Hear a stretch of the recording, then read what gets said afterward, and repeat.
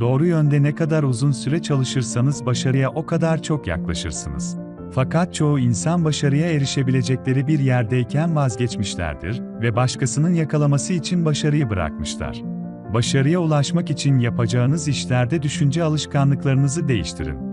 Zenginliğe doğru ilk adım bir arzunuz olmalı. Kendinize herhangi bir alanda en iyi olmak veya herhangi bir pozisyon almak için bir hedef belirleyin. Bu hedefin size ulaşacağını ummayın, sizin içinizde ona ulaşmak için bir kıvılcım olmalı. Başarısız olursam başka bir şeyler yapacağım diye düşünme, bu dünyada bir hedefin olduğunu düşün ve ben sadece bu hedefe ulaşmak istiyorum diye düşün. Geriye dönmeyi unut. Hedefini ruhunla hisset. O zaman hedefine gitmekten başka seçeneğin kalmayacak. Uzun zaman önce büyük bir komutanın savaş meydanında kazanmasını garanti edecek bir karar alması gerekmişti. Askerlerini, adam sayısı kendisininkinden üstün olan güçlü bir düşmanın üzerine göndermek üzereydi. Askerlerini gemilere doldurdu, düşmanın ülkesine doğru yelken açtı, karaya varınca askerleri ve cephaneyi boşaltıp geldikleri gemilerin yakılması emrini verdi. Askerlerine şöyle dedi, gemilerin yandığını gördünüz. Savaşı kazanmazsak bu topraklarda hayatta kalmayacağımız anlamına geliyor. Seçeneğimiz yok, kazanacağız ya da öleceğiz. Ve ölmemek için o savaşı kazandılar. Arzuları altına çeviren 6 adım. Zihninizde arzu ettiğiniz kesin para miktarını belirleyin.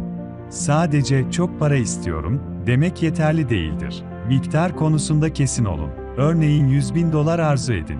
İkinci adım. Arzu ettiğiniz paranın karşılığında ne verme niyetinde olduğunuza tam olarak karar verin. Üçüncü adım. Arzu ettiğiniz parayı elde etmek için kesin bir tarih belirleyin. Dördüncü adım.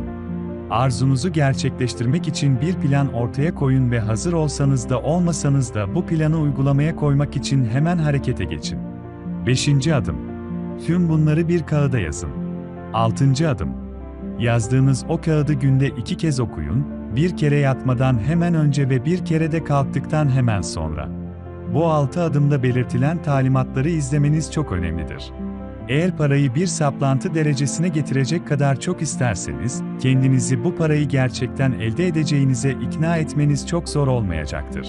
Amaç, parayı istemek ve ona sahip olmaya çok kararlı olmaktır, böylece kendinizi bu paraya sahip olacağınıza inandırabilirsiniz.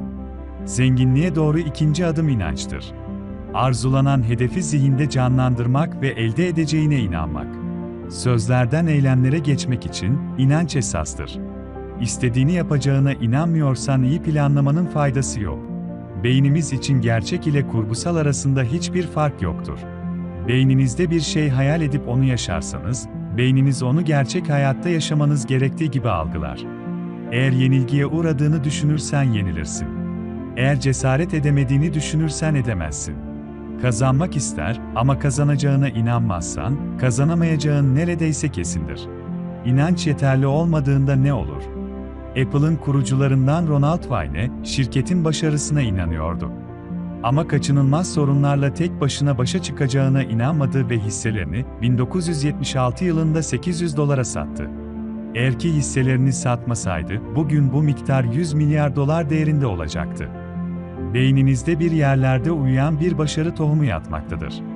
Eğer bu tohum uyandırılır ve harekete geçirilirse sizi hiç ummadığınız kadar yükseklere ulaştırabilir. Tıpkı usta bir müzisyenin kemanın yaylarından en güzel melodileri yayması gibi, siz de beyninizin kıvrımları arasında uyuyan dahi uyandırabilir ve size arzu ettiğiniz hedefe ulaştırmasını sağlayabilirsiniz. İnsanın zengin veya yoksul olması düşüncesinin sonucudur. Zenginliğe doğru üçüncü adım kendi kendine telkin. Bilinçaltını harekete geçirme. Bilinçaltı duygu ve düşüncelerin kaotik bir şekilde depolandığı bir yerdir. Başka bir deyişle 5 duyumuzun vasıtasıyla ulaştığımız tüm izlenimler bilincimiz tarafından durdurulur ya bilinçaltımıza geçmesine müsaade edilir ya da geri çevrilir. Bu nedenle, zihnin bilinç bölümü bilinçaltı için bir koruyucu gibi hareket eder. Yapısı nedeniyle bir bahçeye benzer bilinçaltı, arzu edilen tohumlar ekilmezse her tarafını yabani otlar kaplar. Kendi kendine telkin sürecinde sözlüklerinize heyecan ve duygu katmalısınız, aksi takdirde bilinçaltı mesajı almaz. Bilinçaltı mesajı heyecan ve duygulu sözcük ve düşünceleri algılar. Sıkıcı bir ton ve enerji haliyle ne kendinizi ne de insanları etkileyebilirsiniz. Bilinçaltı kendisine mutlak inançla gönderilen her türlü emri alır ve bunlar üzerinde çalışır. Bilinçaltına mesajı enjekte etmek için dikkat etmen gereken bunu bir alışkanlık haline getirmen ve her gün usanmadan yapmaya devam etmendir. Zenginliğe doğru 4. adım özelleşmiş bilgi. 2 tür bilgi vardır. Biri genel, diğeri özelleşmiş bilgidir. Genel bilgi, miktarı ne kadar fazla ve ya ne kadar çeşitli olursa olsun para kazanmak konusunda çok az işe yarar. Ama özelleşmiş bilgi pek çok para kazanma konusunda size yardımcı olacaktır. Ne tür özel bilgiye ihtiyacınız olduğunu ve ne için gerektiğini kesinlikle belirleyin. Beynini gereksiz bilgilerle doldurmak zorunda değilsin. Başarmanıza yardımcı olacak bilgilere odaklanın. Edindiğiniz bu özel bilgiyi hedefinize ulaşacak şekilde kullanmanız gerekir. Başarılı insanlar, hangi işte olursa olsun, en önemli amaçları, işleri ve meslekleriyle ilgili özelleşmiş bilgiyi elde etmekten hiçbir zaman vazgeçmezler. Başarılı olmayanlarsa, bilgi kazanma döneminin okul bittiğinde sona erdiğini düşünme hatasını yaparlar. İnsanoğluyla ilgili en garip şeylerden biri sadece bedeli olana değeri vermesidir. Bedava okullar ve ücretsiz halk kütüphaneleri insanları etkilememektedir, çünkü onlar için para ödemek zorunda değilsiniz. Fakat herhangi bir eğitim semineri için para öderseniz, bu kursu geçmek için her şeyi yapacaksınız. Zenginliğe doğru 5. adım hayal gücü. Bir kişi hayal edebildiği her şeyi yaratabilir. Hayatta ihtiyaç duyduğumuz bütün fırsatlar hayal gücünüzde bekliyor. İnsanın tek sınırı hayal gücünde ve onu kullanma yeteneğinde yatmaktadır. Zenginlik bir hayalle başlar, arzuyu paraya çeviren planlar yapmak için hayalleri kullanın. Hayal kurma beceriniz hareketsizlik nedeniyle zayıflamış olabilir. Kullanılarak yeniden canlandırabilir ve yaratıcı hayaller kurabilirsiniz. Zenginliğe doğru 6. adım düzenli planlama. Öncelikle tamamlanmış planı oluşturma aşamasını izleyin. İlk olarak planınızı oluşturmak ve uygulamak için ihtiyaç duyduğunuz insanları müttefik olarak alın. İkinci olarak, grubunuzun her üyesinin ne gibi faydalar elde edeceğini ve ona neler sunabileceğinizi belirleyin. Üçüncü olarak haftada en az 2 kez grup üyesi olarak toplanın. 4. aşamada size uyacak ortak bir plan yapana kadar, entelektüel grubun üyeleriyle ilişkinizde uyumu koruyun. İlk plan başarısız olursa yeni plan yapın, o da başarısız olursa başka plan deneyin, plan işe yarayana kadar çözümler arayın. Milyonlarca insan, iyi düşünülmüş bir plan olmadığı için tüm hayatları boyunca tek bir nedenden ötürü yoksulluktan kurtulamazlar. Tüm zengin insanlar zengin olmadan önce kesinlikle bir dizi başarısızlık yaşadılar. Her liderin cesaret ve kararlılık niteliklerine sahip olması gerekir. Hiçbir işçi, pek de cüretkar olmayan ve kendine güvensiz bir liderin yanında çalışmak istemez. Kendini kontrol etme. Kendini kontrol etmeyen bir kişi başkalarını kontrol edemez. Adalet duygusu olmaksızın hiçbir lider çalışanlarına komuta edemez ve onlardan saygı göremez. Kararlarında tereddüt gösteren lider kendinden emin olmadığı izlenimini uyandırır, başkalarını başarıyla idare edemez. Planların kesinliği. Başarılı bir lider çalışmalarını planlamalı ve planları üzerinde çalışmalıdır. Hoş bir kişilik. Pasaklı, dikkatsiz ve ilgisiz hiçbir insan başarılı bir lider olamaz. Liderlik saygı gerektirir. Takipçiler hoş bir kişiliğin bütün özelliklerinden yüksek not almayan bir lidere saygı duymazlar. Anlayış ve hoşgörü, başarılı bir lider onu izleyenlere hoşgörüyle davranmalı, onlara ve sorunlarına anlayış göstermelidir. Bütün sorumluluğu üstlenmeye istekli olmak. Başarılı bir lider takipçilerinin hataları ve yetersizlikleri için sorumluluğu üstlenmeye istekli olmalıdır. Eğer sorumluluğu başkasına ya da başkalarına aktarmaya çalışırsa lider olarak kalmaz. Zenginliğe doğru 7. adım karar alma. Milyonerlerin ve başarılı liderlerin genel özellikleri çabuk ve kesin karar vermeleri ve karar verdikten sonra bunu çok zor değiştirmeleridir. Başarısız insanların genel özellikleri ise kararsızlıktır, genellikle gençlikte başlar ve bir alışkanlık haline gelir. Karar verirken başkalarından örnek almayın. Başka kişilerin görüşlerinden etkilenip karar verirseniz hiçbir işte başarılı olamazsınız. Akrabalar ve yakın arkadaşlar, amaçları o olmasa da genellikle insanı görüşleriyle ve bazen de komik olduğunu düşündükleri dalga geçmeleriyle sizi engellerler. Binlerce insan hayatları boyunca aşağılık kompleksine sahip olurlar, çünkü çevresindeki insanlar görüşleriyle ya da saçmalıklarıyla onun güvenini yıkmıştır. Kendi beyninizi ve aklınızı kullanıp kararları kendiniz verin. Etrafınızdaki kişiler de sizin gibi para kazanma fırsatı arıyor. Eğer planlarınızdan açıkça söz ederseniz, bir başkasının bu planlar doğrultusunda sizden önce harekete geçip sizi atlattığını görüp şaşırabilirsiniz. İlk kararınız ağzınızı kapatıp gözlerinizi ve kulaklarınızı açmak olsun. Zenginliğe doğru 8. adım kararlılık. Hedefinin önünde duran tüm zayıflıkların farkına varman ve onlardan kurtulman gerekiyor.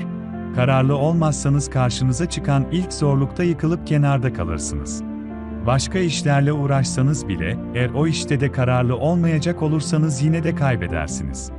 Hedefinize ulaşmak için kararlı olmayı alışkanlık haline getirin. Kararlılık çeşitli nedenlere bağlıdır. Amacın kesinliği. İnsanın ne istediğini bilmesi, kararlılığın gelişimine doğru birinci ve belki de en önemli adımdır. Güçlü bir güdü insanı her türlü zorluğun üstesinden gelmeye zorlar. Arzu. Yoğun bir arzuya sahipseniz hedefinize doğru ilerlerken kararlılığı kazanmak ve sürdürmek nispeten kolaydır. Kendine güven. Bir planın uygulanmasında kişinin kendi yeteneğine güvenmesi, planını kararlılıkla takip etmesi için ona güç verir. Planların kesinliği. Planlar zayıf ve uygulanması çok zor olsa da, eğer iyi organize edilmişse, kararlılığı cesaretlendirir. Doğru bilgi. Kişinin deneyim ve gözleme dayanarak planlarının sağlam olduğunu bilmesi kararlılığı geliştirir, bilmek yerine tahmin etmek kararlılığı yıkar. İşbirliği. Sempati, anlayış ve diğerleriyle uyumlu işbirliği kararlılığı geliştirir. İrade gücü. Kişinin düşüncelerinin kesin hedefe ulaşmaya yönelik planlar üzerine yoğunlaştırma alışkanlığı kararlılığa yol açar. Alışkanlık. Kararlılık alışkanlığın doğrudan sonucudur. Zihin beslendiği günlük deneyimleri içine alır ve onların bir parçası haline gelir. Zenginliğe doğru 9. adım beyin gücü. Zihnin ve zekanın gücü, başarıya ulaşmanın anahtarıdır ve durumunuzu iyileştirmeye yardımcı olur. Paranın elde edilmesinde güç vazgeçilmez bir öğedir. Planlarınızı harekete dönüştürmek için beyin gücü grubu oluşturabilirsiniz. Beyin gücü ortaklığı belirli bir amaca ulaşmada, 2 veya daha fazla kişilerin bir arada ortak amaçları için çabalarını birleştirerek oluşturulur. Biz insanlar hem negatif hem de pozitif olan kişilerle zaman geçiririz. Eğer zamanın çoğunu 5 pozitif kişiyle geçirirseniz, başarılı olma şansınız artar. Ancak maksimum zamanınızı 5 negatif insanla geçirirseniz, başarısız olma ihtimalin çoktur. Bu ayrıntı çok önemli bir noktadır. Çoğu zaman başarılı olmak için çalışan kişilerin etraflarında her zaman negatif insanlar olur. Bu negatif insanlar kendileri başarısız oldukları için her zaman diğer kişinin cesaretini kırarlar ve olumsuz konuşurlar. Diğer yandan başarılı insanlar zamanlarını olumlu ve cesaretlendirici insanlarla geçirirler. Olumlu konuşuyorlar ve her zaman hayatta ilerlemelerine yardımcı oluyorlar. Bu nedenle zamanınızın çoğunu olumlu ve başarılı insanlarla geçirmeye çalışın. Başarılı insanların birçoğu etraflarında pozitif kişilerle beyin gücü oluşturup başarıya ulaşmışlar. Zenginliğe doğru 10. adım cinselliğin gizemli dönüşümü. Cinsel arzu insan arzularının içinde en güçlü olanıdır. Bu arzunun kontrolü altındayken kişi başka zamanlarda rastlanmayacak şekilde hayal gücü, cesaret, irade, kararlılık ve yaratıcılık yeteneğinde zirve yapar. Bu arzu kontrol edildiğinde ve fiziksel ifadesi dışında bir eyleme dönüştürüldüğünde kişiyi büyük başarılara götürebilir ve dahilik seviyesine yükseltebilir. Zenginliğe doğru 11. adım bilinçaltı. Bilinçaltı, 5 duyu yoluyla bilince ulaşan her türlü düşünce dalgasının sınıflanıp kaydedildiği ve düşüncelerin bir dosya dolabında depolanan bilgiler gibi geri çağrılabildiği bir alandır. Fiziksel eşdeğerine dönüştürmeyi arzu ettiğiniz her türlü plan, düşünce ya da amacı bilinçaltınıza yerleştirebilirsiniz. Bilinçaltı inanç gibi heyecansal duygularla birleşen egemen arzular üzerinde çalışmaya öncelik tanır. Bilinçaltı kişinin arzusunu fiziksel eşdeğerine çevirecek gücü insan tarafından bilinmeyen bir yöntemle sonsuz akıldan alır. Bilinçaltı boş kalmaz. Eğer ona planlar göndermezseniz, ihmalinizin sonucu olarak olumlu ve olumsuz düşüncelerle beslenecek. Zenginliğe doğru 12. adım beyin. İnsan beyni radyo yayını prensibiyle, aynı şekilde diğer insanların beyinleri tarafından gönderilen düşünce titreşimlerini alma yeteneğine sahiptir. Beyin, dünyanın en harikulade mucizevi akıl almaz derecede güçlüdür. Beyin hızla çalışırken sadece diğer beyinlerden çıkan düşünce fikirleri çekmekle kalmaz, kişinin kendi düşüncelerine bu düşüncelerin alınıp kişinin bilinçaltı tarafından harekete geçirmeden önce önemli olan duyguyla verir. Zenginliğe doğru 13. adım 6. his.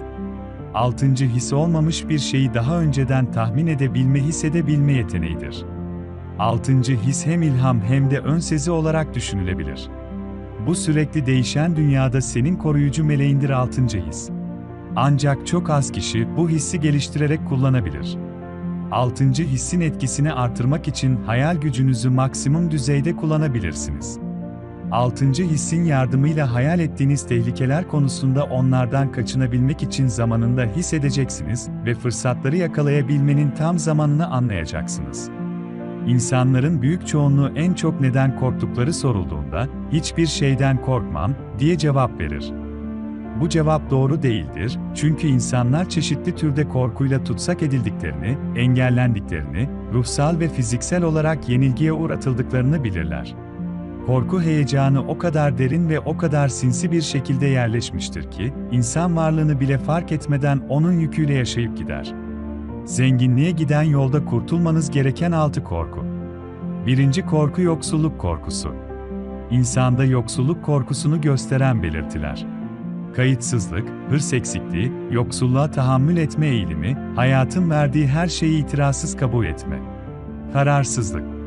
Düşünmeyi başkalarına bırakma alışkanlığı, tereddütte kalmak. Şüphe. Genellikle kişinin başarısızlıklarını örtmek, açıklamak ya da özür dilemek için mazeretler ve bahaneler uydurması, bazen de başarılı olanlara yönelik kıskançlık ya da eleştirici tavır sergilemesi. Endişe. Genellikle diğerlerinde hata bulma, gelirinden fazla harcama eğilimi, kişisel görünüme önem vermeme. Aşırı tedbir. Her olayın olumsuz yanına bakma alışkanlığı, felakete giden bütün yolları bilme ama başarısızlıktan kaçmak için plan arayışa girmeme, başarısız olanları hatırlayıp başarılı olanları unutma eğilimi. Ertelemek. Bugün yapılması gerekenleri yarına erteleme, işi yapacak kadar enerji olmadığı bahaneleri bulma. Bu belirtileri gösteriyorsan fakir kalma korkusu seni ele geçirmiş olabilir. 2. tür korku eleştiri korkusudur. Genellikle yabancılarla tanışma ve konuşmada çekingenlik, ellerin garip biçimde hareket ettirilmesi, gözlerin kaçırılması ve kaygılanma, yetersiz ses kontrolü, başkalarının varlığından endişelenmek, kötü beden duruşu, unutkanlık, kişisel çekicilik ve fikirlerin kesin bir şekilde ifade etme yeteneğinde yetersizlik, sorunlarla dürüstçe yüzleşmek yerine kaçmak. Aşağılık duygusunu örtme amacıyla kendini onayladığını belirten sözler söyleme ve hareketler yapma alışkanlığı. Başkalarını etkilemek için büyük sözcükler kullanmak, kişinin ilerlemesi için karşısına çıkan fırsatları yakalayamaması, fikirlerini ifade etme korkusu ve güvensizliği, yenilgiyi kolayca kabul etme ya da başkalarından itiraz gelince işi bırakma, nedensiz olarak diğer insanlardan şüphelenme, suçu kabul etmede isteksizlik. Başka insanların ne söylediği, yaptığı ya da düşündüğü konusunda endişe etmeme kararı alıp eleştiri korkusunun boynunu kırın. 3. korku hastalık korkusudur. Kendine telkinin olumsuz kullanımıyla her türlü hastalığa ait belirtiler arama, başkalarının tedavi değeri olduğunu söyledikleri her şeyi denemek. Hastalıklardan söz etme alışkanlığı, tüm dikkatini hastalığa yoğunlaştırmak ve hastalığı belirmesini beklemek. Sağlığını kaybetme korkusu kişinin vücut direncini kırar ve her türlü hastalık için uygun bir ortam hazırlar. Bu korku genellikle yoksulluk korkusuyla bağlantılıdır. Özellikle hastalık hastası olan kişi sürekli olarak muhtemel doktor ve hastane ücretlerini nasıl ödeyeceği konusunda kaygılanır. Bu tip kişiler hastalık için hazırlanmak, ölüm hakkında konuşmak, mezarlık ve cenaze işlemleri için para biriktirmek gibi işler üzerinde çok fazla zaman harcarlar. Kendi üstüne çok fazla titremek. Tembelliği örtmek için hastaymış gibi yapma ya da hırs eksikliği için bahane olarak kullanma alışkanlığı. Aşırılık, baş ağrısı, nevroloji gibi ağrıları azaltmak için nedeni ortadan kaldırmak yerine alkol kullanmak. Endişe, hastalıklar hakkında yazılar okuma ve bu hastalığa yakalanma olasılığı üzerinde endişelenme alışkanlığı. Belirtileri unutmak kararı verip sağlığı kaybetme korkusundan kurtarın kendinizi. Dördüncü korku aşkı kaybetme korkusudur. Kıskançlık, herhangi mantıklı bir kanıt olmaksızın arkadaşlar ve sevgililerden şüphelenmek, bir nedene dayanmadan eşini ihanetle suçlama alışkanlığı, herkesten kuşku duyma, hiç kimseye tam güven duymama. Hata bulma. Arkadaşlar, akrabalar, iş arkadaşları, sevgiliden ve eşinden herhangi bir neden olmaksızın hata bulma alışkanlığı. Aşkın satın alınabileceği düşüncesiyle sevilen kişiye para sağlamak için kumar oynama, sahtekarlık yapma ve diğer tehlikeli risklere girme alışkanlığı. 5 yaşlanma korkusu. 40 yaş civarında, zihinsel olgunluk döneminde yavaşlama ve aşağılık kompleksi geliştirme, yanlış bir şekilde yaşı yüzünden hata yaptığını düşünme eğilimi. Yalnızca 40 ya da 50 yaşına vardığı için kişinin yaşı yüzünden özür dileme alışkanlığı, inisiyatifi öldürme, kişi yanılgıya düşerek inisiyatif, hayal gücü ve özgüvene sahip olamayacak kadar yaşlı olduğuna inandığında bu nitelikleri kaybedilir.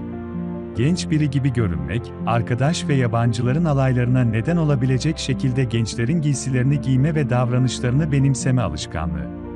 Yaşlılığı bir engel olarak değil, bilgilik ve aklı başındalığı beraberinde getiren bir lütuf olarak görün. 6. Ölüm korkusu. Ölmeyi düşünmek. Bu alışkanlık yaşlılarda daha sık görülse de, gençler bile hayatın tadını çıkarmak yerine ölümü düşünürler sık sık.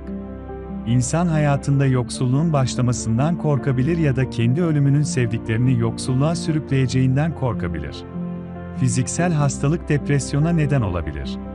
Ölümün sadece senin için değil, yaşamış, yaşayan ve yaşayacak olan herkes için kaçınılmaz olduğunu bilin. Hayattaki işiniz başarıyı yakalamaktır.